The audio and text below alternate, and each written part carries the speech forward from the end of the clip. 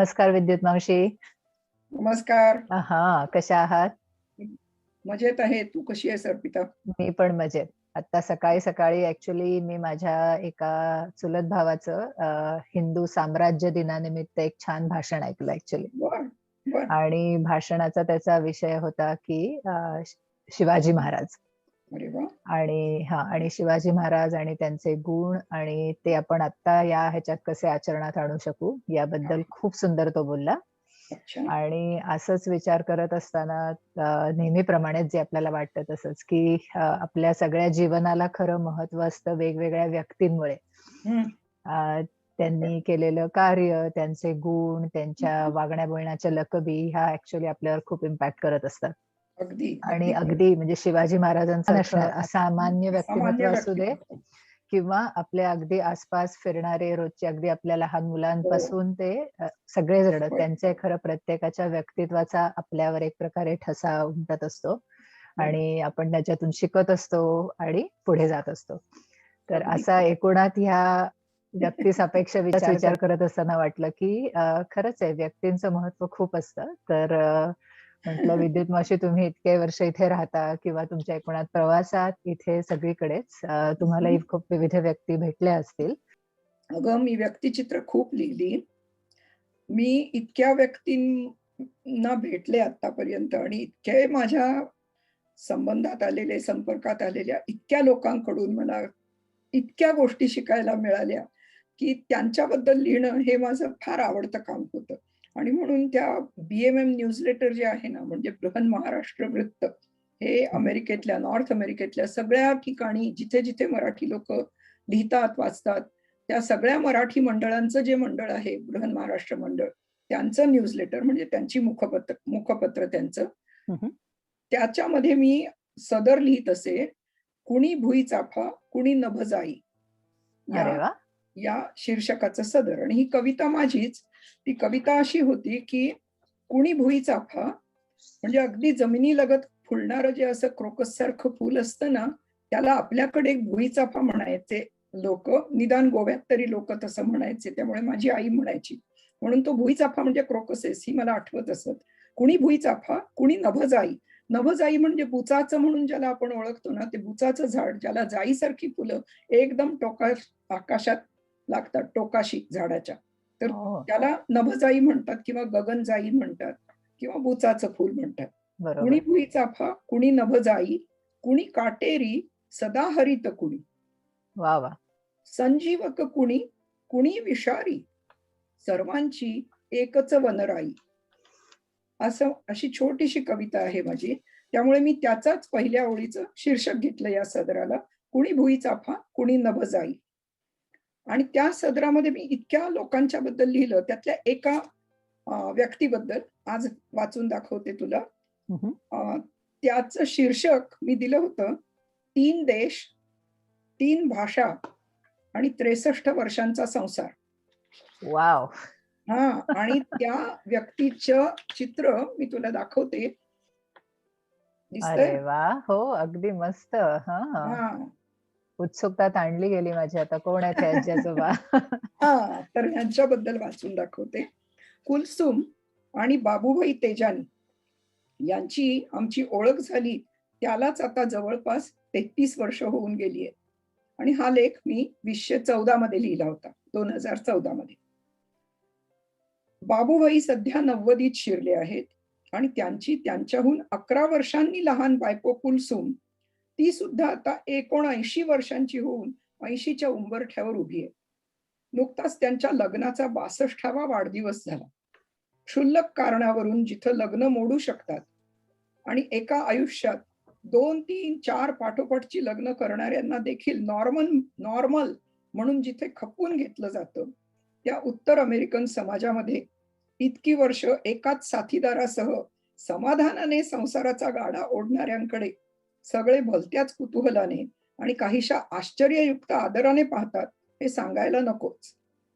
त्यात पुन्हा असंही नाही, की ही जोडी परंपराप्राप्त संसार करीत, परंपरा सांभाळीत, जिथे बापजादे वसले तिथेच जगत राहिलीये, असं नाहीच.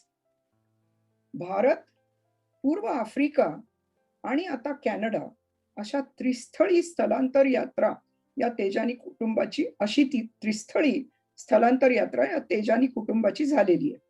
जागोजागी फिरत वसताना जुन्या परंपरांच्या गाठोड्यातून काही नग गळलेच आहेत आणि जागोजागच्या नव्या शिष्टाचारांचे, नव्या भाषांचे रंगही अंगावर चढले आहेत. सगळे स्थलांतर केवळ स्वतःच्या महत्वाकांक्षेपायीच घडले असंही नाही. कधी आपखुशीने तर कधी जबरीने देश बदलावा लागला.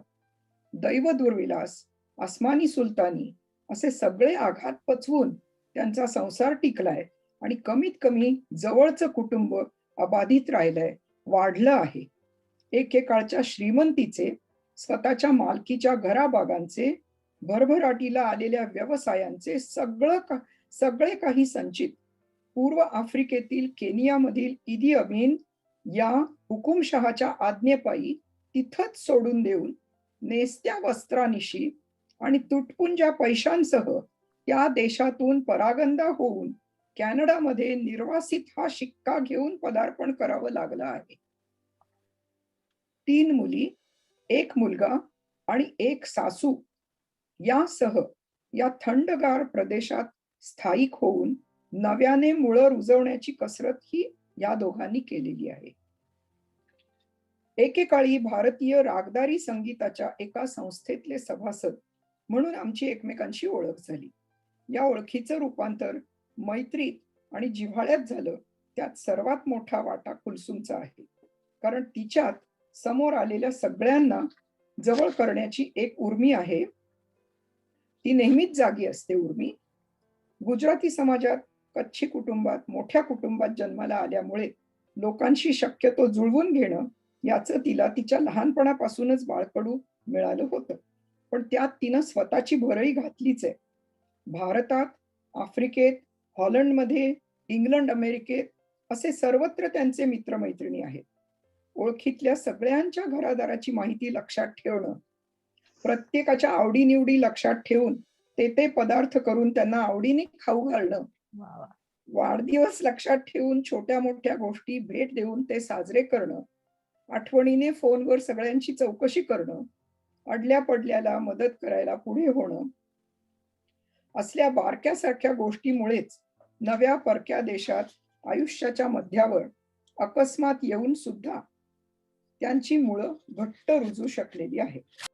त्यांच्या आणि आमच्या आयुष्यात, व्यवसायात, आवडीनिवडीत एका संगीताच्या आवडी पलीकडे आणि मुलं बाळं, कुत्री मांजरं यांच्या प्रेमापलीकडे तसं फारसं साम्य काही नाही. ते आगा खानचे अनुयायी शिया इस्माइली आहेत. त्यातही कुलसुम धार्मिक अधिक आहे. ती नेमाने दर शुक्रवारी जमातखान्यात हजेरी लावते. तिथले सगळे उपचार विधी वगैरे पाळते.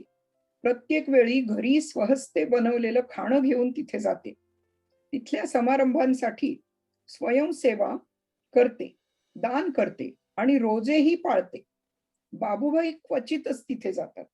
ते पूर्वी त्यावेळी एकटेच संगीताच्या कार्यक्रमांना जात. अलीकडे घरीच शब्दकोडी सोडवत, संगीत ऐकवत आराम करतात आणि माझं गंगाजल पितोय असं म्हणत बिअरचं सेवनही नेमाने करतात. पण कुलसुमचा धार्मिकपणा आणि त्यांचा सेक्युलरिझम यांचं एकमेकांशी वाकडं नाही. एकाच घरात या दोन्ही समांतर रेषा चालू राहतात. ही कुलसुम फारशी शिकलेली नाही. किंबहुना 17व्या वर्षीच घरच्यांनी या मोठ्या वयाच्या, 11 वर्षांनी मोठे आहेत ना बाबूबाई, बरोबर. या मोठ्या वयाच्या चुलत भावाशी तिचं लग्न करून दिल्यामुळे आणि लगोलग मुलं झाल्यामुळे आपल्याला एकही डिग्री घेता आली नाही याची तिला प्रथम प्रथम खंतही होती. पण एवढं अवघड आणि मनाविरुद्ध आकस्मिक स्थलांतर करून देखील तू 3 वाढत्या वयाच्या सुस्वभावी मुलींना आणि एका मुलाला इतकं छान वाढवलंयस आणि त्या सगळ्यांचे वेगवेगळे संसार सुरू करून दिलेस, म्हणजे एकच कशाला 4 सणसणीत डिग्र्या तुझ्या पदरी आहेत, असं मी तिला म्हणे खूप वर्षांपूर्वी सांगितलं होतं. आणि त्या माझ्या मनापासूनच्या उद्गारामुळे तिने मला लगेच आपली म्हणून मानून टाकलं. आह! पहिल्या 2 मुलींचे विवाह त्यांच्या समाजातील पद्धतीप्रमाणे मुलाने मुलीला मागणी घातल्यावरच झाले.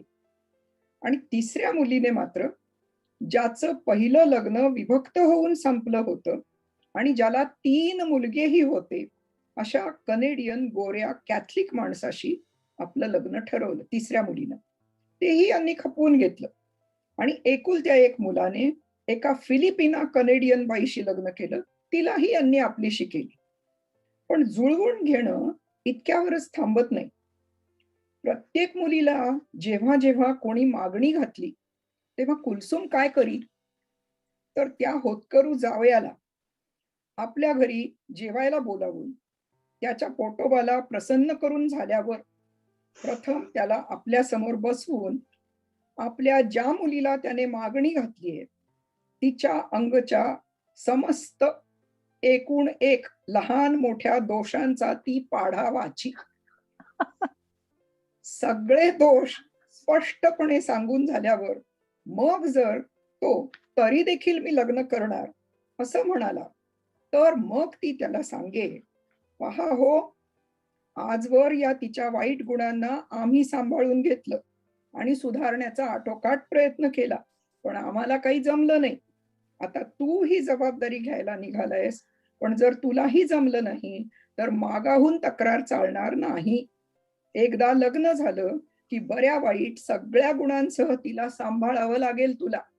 पटत नसेल तर आत्ताच संधी आहे बाजूला जाण्याची.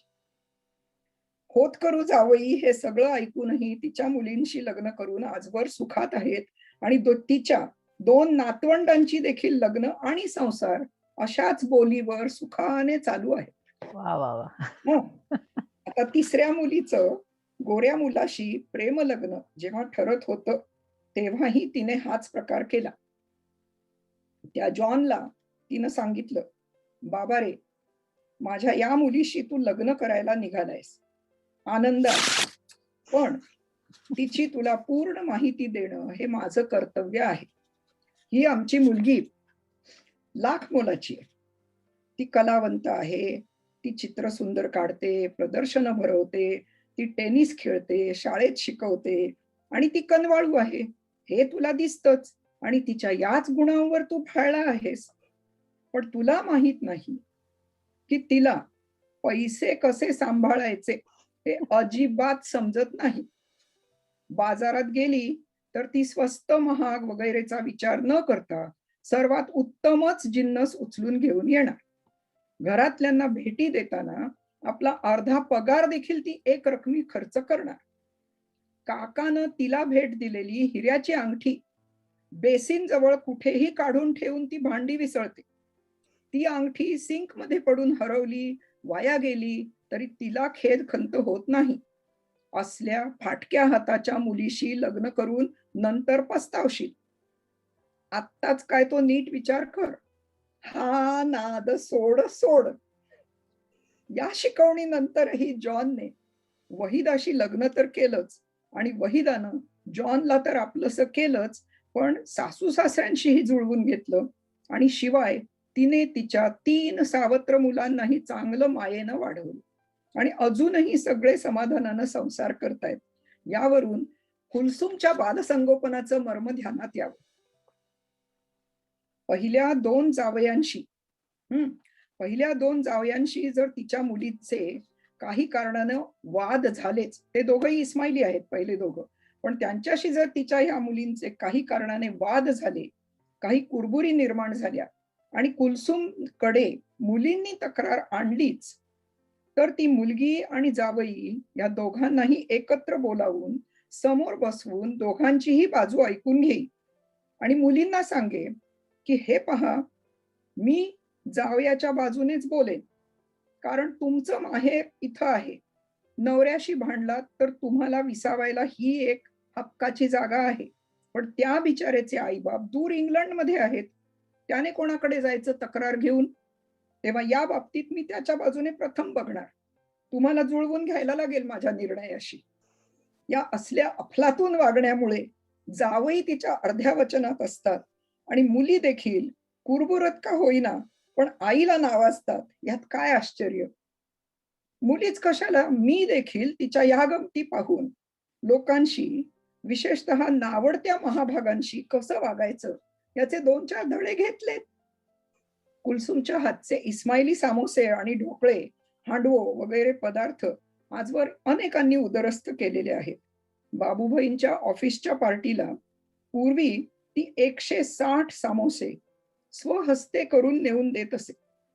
तिची डॉक्टर, डेंटिस्ट, योगाची शिक्षिका, बँकेतले सहकर्मचारी, पोस्टमन आणि आमच्यासारखे मित्र-मैत्रिणी ह्या सगळ्यांना तिचा समोशांचा मायेचा नजराणा वर्षभर या ना त्या निमित्तानं मिळत असतो.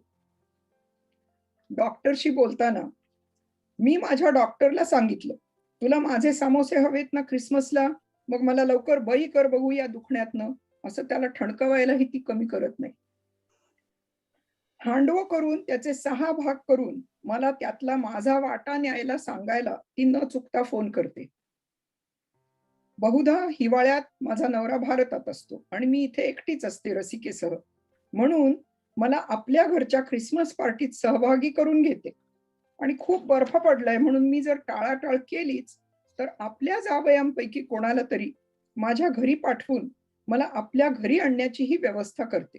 हां. एकदा मी रस्त्यात पडून माझे गुडघे फोडून घेतले होते.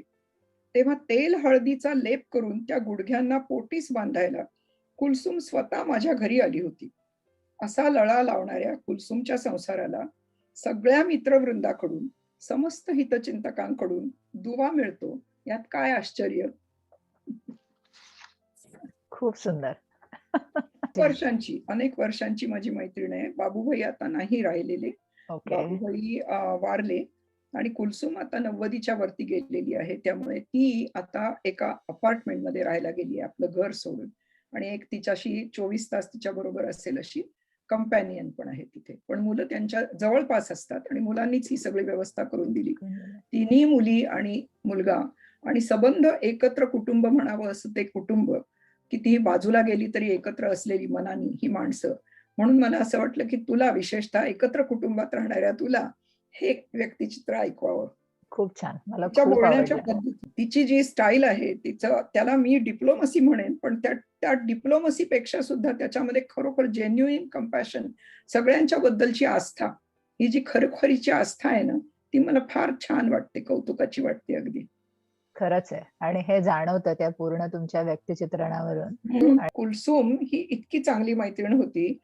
तिच्यात आणि आमच्या कुटुंबामध्ये मांजर प्रेम हा एक समान धागा म्हटलं ना मी, तर आमच्याकडे 2 मांजरं होती ना, मनू आणि सोनू. हं, हं. त्यातला त्यातली सोनू ही मांजरी आधीच वारली होती. म्हणजे 14 वर्षांची झाल्यानंतर आमची मांजरी गेली आणि मन्या जो होता, तो जवळ-जवळ 19 आणि 3/4 एवढी वर्ष जगला आमच्याकडे. वॉव! तर तो जेव्हा अगदी हतबल झालेला होता आणि आज जातो का उद्या जातो अशी बिचाऱ्याची अवस्था झाली होती. पण तरी पण त्याचा जीव कुठेतरी अडकल्यासारखा तो आपला झोपून पडून राहायचा. त्याच्याबद्दल बोलताना मी एकदा कुलसुमला म्हटलं, कुलसुमला मांजरं आवडायची. तिच्याकडे एकच होती मांजरी. ती अनेक वर्षानंतर गेलेली होती आता आणि आमच्या घरची मांजरं बघायला पण ती येत असे नेहमी. तिला जेव्हा मी सांगितलं मनूच्या अवस्थेबद्दल, तेव्हा ती म्हणाली, "विद्युत, मी येते उद्या तुझ्याकडे." मी म्हटलं, "बरं ये." मग ती आली तशी. तर नेहमी आल्यावरती कशी माझ्याशी गप्पा मारायला वगैरे अशी यायची. फॅमिली रूममध्ये ती तडक यायची बसायला. त्याऐवजी मनोबाची आमच्या गादी जिथे होती, ज्या गादीवर तो होता, त्याच्या बिछाण्याच्याकडे ती तडक दारातनं तिथपर्यंत गेली. खालती उकिडवी बसली त्याच्याकडे आणि त्याच्याकडे बघून त्याला म्हणाली, "Manu, I know you are waiting here to see your family prosper and do a lot of other things, but now your time has come and you will not be afraid because on the other end your Sonu, your sister Sonu is waiting for you. So don't worry about this family for which you have come here. Please be courageous and just follow the orders from above. Don't worry, everything will be nice." अशा पद्धतीने त्याच्याशी 10 मिनिटं बोलली. त्याच्या पाठीवरनं हात फिरवला आणि उठून मग माझ्याकडे बोलायला आली. आणि दुसऱ्या दिवशी मन्याने जीव सोडला. आह! अक्षरशः मला इतकं तिचं छान वाटलं बोलणं हे, की कुठेतरी त्या जीवाचा जीव अडकलाय, ही भावना तिला मनाशी बोलताना अत्यंत सहजपणाने तिला ती कामी आली तिची भावना आणि तिने त्याला इतक्या शांतपणाने हे ऐकवलं, की ते ऐकताना माझ्या डोळ्यात पण पाणी आलं. मला आता ऐकताना पण खरंच हां. तिची अशी ममत्व तिचं ते सगळ्यांशी सगळ्यांना विस्तारात आपल्या घेऊन होतं. हां, म्हणजे हे इतकी छान गोष्ट आहे म्हणजे, की कुलसुमचं तर ममत्व कळतच आहे आणि इव्हन सगळ्यांशी कनेक्ट होण्याची तिची जी स्पेशल हातोटी आहे, त्याचं हां, तर समजतच हां. आहे. आणि त्याही पेक्षा हे, की ॲक्चुअली मुक्या प्राण्यांचा पण किती जीव असतो आपल्यावर खरं, वेगवेगळा. खरं. म्हणजे अगदी खरं. मांजर ही माझी काही म्हणजे माझं आणि मला मांजरांचं फारसं अजिबात हे आवडणारं नाही, मला हां, माहिती आहे. पण माझी परंतु आई म्हणाली, मन्या जेव्हा गेला, तेव्हा माझी आई म्हणाली, "अगं, तू त्रास करून घेऊ नको. आपल्या पूर्वजांपैकीच कोणीतरी ते असणार. पुन्हा एकदा आपल्या पुढच्या लोकांच्या, पुढच्या पिढ्यांचे कसं चाललंय ते बघायला तुमच्याकडे येऊन इतकी वर्ष त्यांनी तुमच्यावरती नजर ठेवली. असं समज." असं माझी आई म्हणाली. आणि ते हां. मी मानवलं अगदी. मला खरंच म्हणजे तसं मला वाटतं. तेच आणि आपल्या इव्हन हिंदू धर्मात जे आपण शेवटचे जे संस्कार असतात हं. त्याच्यामध्ये कावळा शिवणं हां. म्हणतं, की कोणीतरी त्याला एक हो. हे देते, की आम्ही काळजी घेऊ किंवा आम्ही सगळं व्यवस्थित करू असं आपण. त्या तसंच एक हास्यास्पद नसतात. या भावना ज्या खरंय, असतात ना, जेव्हा तुम्हाला त्याच्याही मध्ये जीव आहे आणि आपल्याच सारखा त्यालाही जीव आहे, ही भावना प्रमुख होते ना, तेव्हा तुम्ही असं करू शकता. या खरंय, पद्धतीने करू शकता सगळं. खरंय, खरंय. खूपच इंटरेस्टिंग गोष्ट आहे. हां, की कोर प्रेमाची भावना आणि बस कनेक्शन. दॅट्स द तेवढंच. Best part of it. खरा साने गुरुजी म्हणायचे ना, "खरा तो एकची धर्म, खरा तो एकची धर्म जगाला प्रेम अर्पावे." ते कुलसुमला खूप छान जमलं होतं. खरंय, खरंय. आय थिंक या सुंदर नोटवर आपण थांबवू. खूप छान. मज्जा आली एकदम. हां. छान. Thank you. Thank you very हो. मच.